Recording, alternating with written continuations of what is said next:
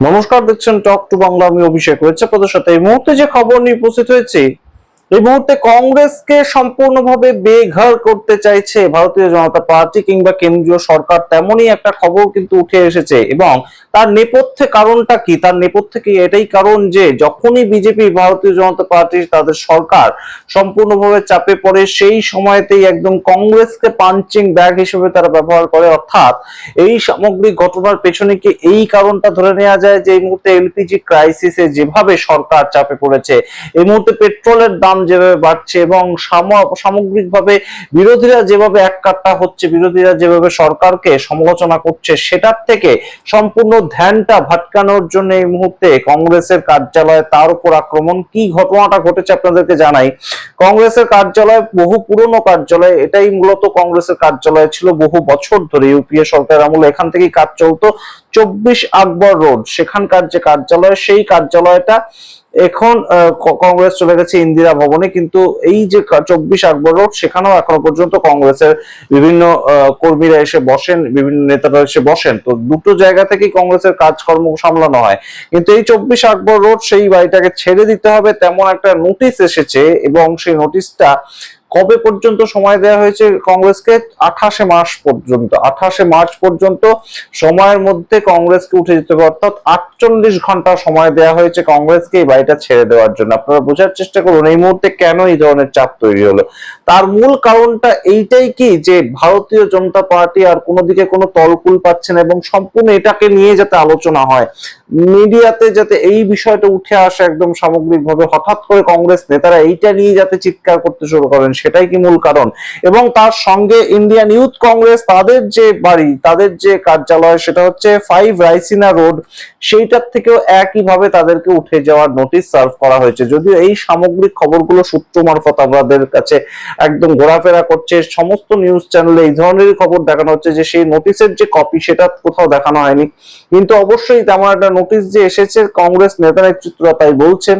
এবং এই নিয়ে সামগ্রিকভাবে একদম আলকা লাম্বা, তিনি কংগ্রেসের ইউথ কংগ্রেসের একজন নেত্রী, তিনি একটি ভিডিও পোস্ট করেছেন। সম্পূর্ণভাবে আপনারা শুনুন তাতে কি বলছেন আলকা লাম্বা।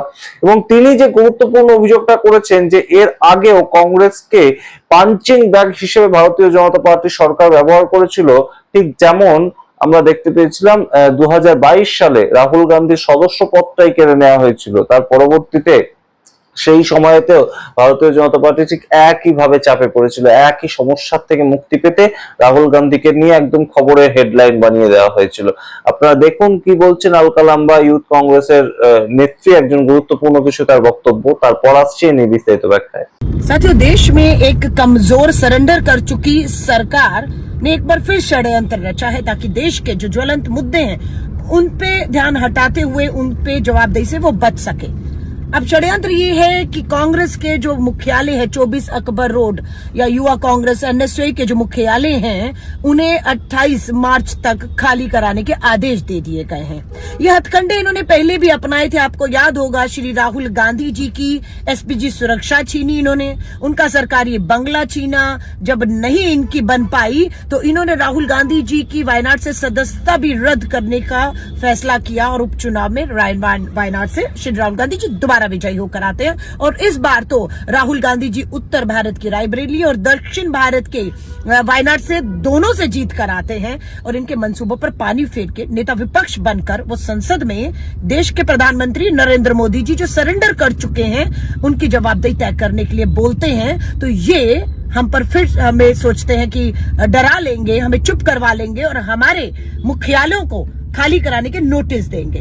भाजपा के भी मुख्यालय दिल्ली में इन्हीं सरकारी जमीनों पर उसी नियमों के मुताबिक चल रहे हैं। क्या भाजपा के भी मुख्यालय खाली होंगे या फिर इनकी सत्ता है, इनके लिए नियम कानून कुछ और होंगे? विपक्ष इनको चुनौती देता है, इनसे सवाल करता है लोकतंत्र में, तो उनके लिए नियम कानून कुछ और होंगे। डरने वाले नहीं है, आप सुरक्षा ले लीजिए, आप सदस्यता ले लीजिए, आप हमारे नेताओं को, हमारे कार्यकर्ताओं को जेल भेज दीजिए, आप हमारे मुख्यालय खाली कराकर हमें सड़क पर ले जाइए, लेकिन ये लड़ाई अब सड़कों पर लड़ी जाएगी और दीवारें हिलाई जाएंगी तानाशाह सत्ता की। जवाबदेही तो आपकी तय करेंगे हम, और बिल्कुल जनता की अदालत में कटघरे में देश के प्रधानमंत्री जो अमेरिका के सामने बिल्कुल जो है सरेंडर कर चुके हैं, देश के हितों के साथ समझौता कर चुके हैं, उनका हम पीछा अंत तक करेंगे। जय हिंद, जय भारत।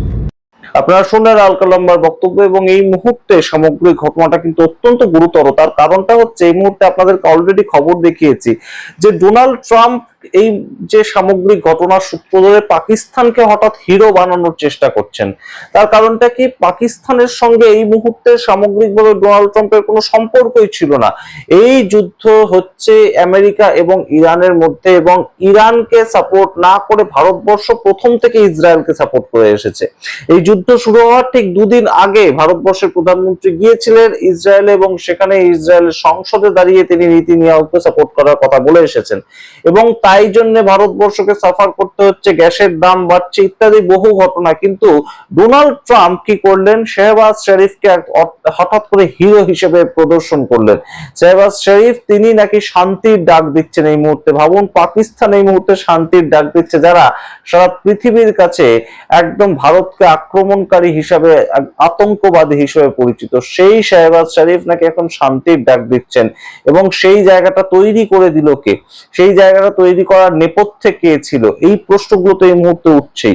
এবং অবশ্যই এই মুহূর্তে স্ট্রেট অফ হরমুজটা নিয়ে ভারতবর্ষ কিভাবে, কোন ডিপ্লোমেসির দিক থেকে এগোতে চাইছে, কোন জায়গা থেকে তারা এগোলে সরাসরি স্ট্রেট অফ হরমুজটাকে তাদের দখলে, অর্থাৎ তাদের যে সুবিধা মতন, তাদের যে এখনো পর্যন্ত 30টার উপরে জাহাজ আটকে আছে সেগুলোকে তাদের আওতায় নিয়ে আসতে পারবে without any problem, without any restriction, সেইটা কিন্তু এখনো পর্যন্ত কোনো উত্তর নেই। এবং সেই যে উত্তর নেই, এলপিজি ক্রাইসিসে সারা দেশের মানুষকে ভুগতে হচ্ছে, রাস্তায় দাঁড়িয়ে থাকতে হচ্ছে, সেটাকে নিয়ে খবর বন্ধ করা, একদম রীতিমতো নির্দেশ দিয়ে খবর বন্ধ করা হয়েছে মিনিস্ট্রির তরফ থেকে। এই রকম খবর যখন উঠে আসছে যে সেটাকে নিয়ে কোনো মেইনস্ট্রিম মিডিয়া খবর করতে পারছে না এলপিজি ক্রাইসিস গুলো নিয়ে, সেই জায়গায় দাঁড়িয়ে এই মুহূর্তে সামগ্রিক পরিস্থিতিতে যখন ভারতীয় জনতা পার্টি চাপে পড়েছে, তারা বুঝতে পারছে না তারা কি করবে, সেই জায়গায় কি অবশ্যই এই মুহূর্তে সরাসরি কংগ্রেসের ওপর আক্রমণ।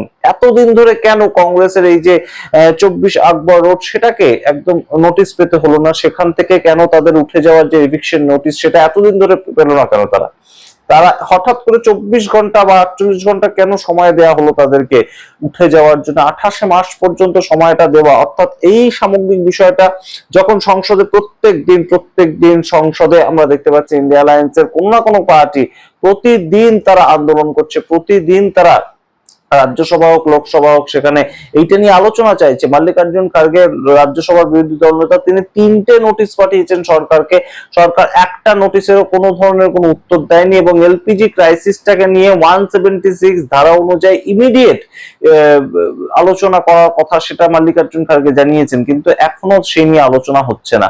তো এই যে পরিস্থিতি, এই পরিস্থিতির যে চাপ, সেটার থেকে কিভাবে সরকার মানুষের সম্পূর্ণ ধ্যানটাকে সরিয়ে দিতে পারে অন্যদিকে, সেটাই কিন্তু এই মুহূর্তে মনে করছেন অনেকে যে কংগ্রেসের উপর একটা পাঞ্চিং ব্যাগ হিসাবে তাদের দুটো যদি সরাসরি কার্যালয়ে সরিয়ে নেওয়ার কথা একটা নোটিশ সার্ভ করা হয়, সেটাকে নিয়ে আলোচনা হবে এবং এই মুহূর্তে ভারত সরকার বেশ একটা স্পেস পাবে।